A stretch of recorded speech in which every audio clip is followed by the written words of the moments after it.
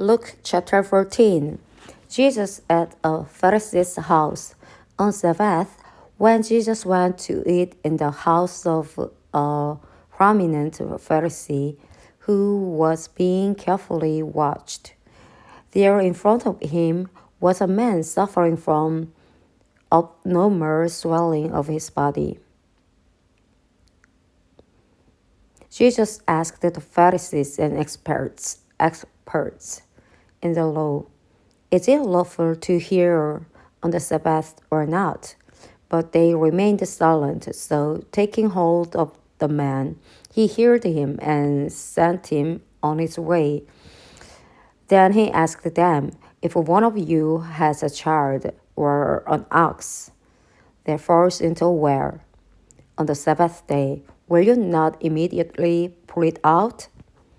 And they had nothing to say. When he noticed how the guests picked the places of honor at the table, he told them this parable. When someone invites you to a wedding feast, do not take the place of honor, for a person more distinguished than you may have been invited. If so, the host who invited both of you will come and say to you, "Give this person your seat." Then, humiliated, you will have to take the least important place.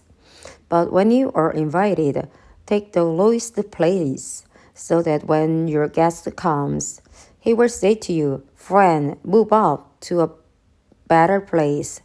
Then you will be honored in the presence of all the other guests. From all those who exalt themselves will be humiliated, and those who humble themselves will be exalted. Then Jesus said to his host, "When you give a luncheon or dinner, do not invite your friends, your brothers or sisters, your relatives, or your rich neighbors. If you do, they may invite you back, and so you will be repaid. But when you give a banquet, invite the poor, the crippled, the lame, the blind, and you will be blessed.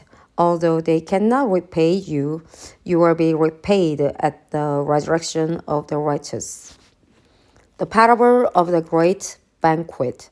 When one of those at the table with him heard this, he said to Jesus, "Blessed is the one who will eat at the feast in the kingdom of God." Jesus replied, "A certain man was preparing a great banquet and invited many guests. At the time of the banquet, he sent his servant to tell those who had been invited, 'Come, for everything is now ready.' But they all alike began to make excuses. The first said, 'I have just brought up a field and I must go and see it. Please excuse me.'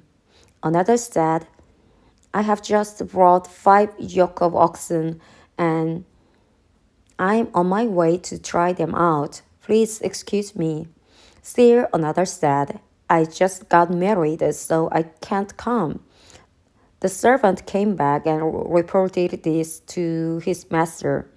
Then the owner of the house became angry and ordered his servant, 'Go out quickly into the streets and alleys of the town and bring in the poor, the crippled, the blind, and the lame.' 'Sir,' the servant said, 'what you ordered has been done, but there is still room.'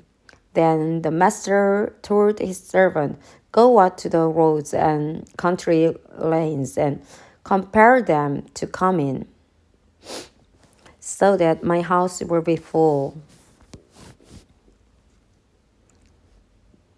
I tell you, none of those who were invited will get a taste of my banquet.' The cost of being a disciple. Large crowds were traveling with Jesus, and turning to them, he said, "If anyone comes to me and does not hate a father and mother, wife and children, brothers and sisters, yes, even their own life, such a man cannot be my disciple.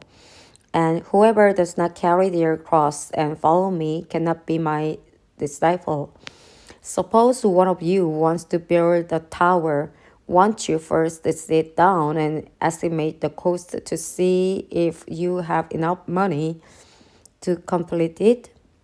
For if you lay the foundation and are not able to finish it, everyone who sees it will ridicule you, saying, 'This person began to build and wasn't able to finish.' Or suppose a king is about to go to war against another king.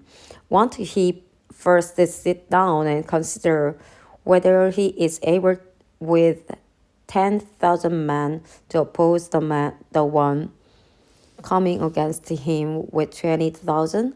If he is not able, he will send a delegation while the other is still a long way off and will ask for terms of peace.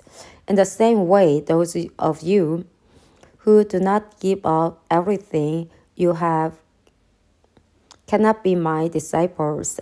Salt is good, but if it loses its saltiness, how can it be made salty again?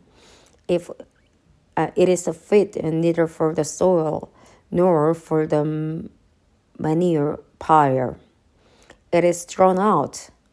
Whoever has ears to hear, let them hear.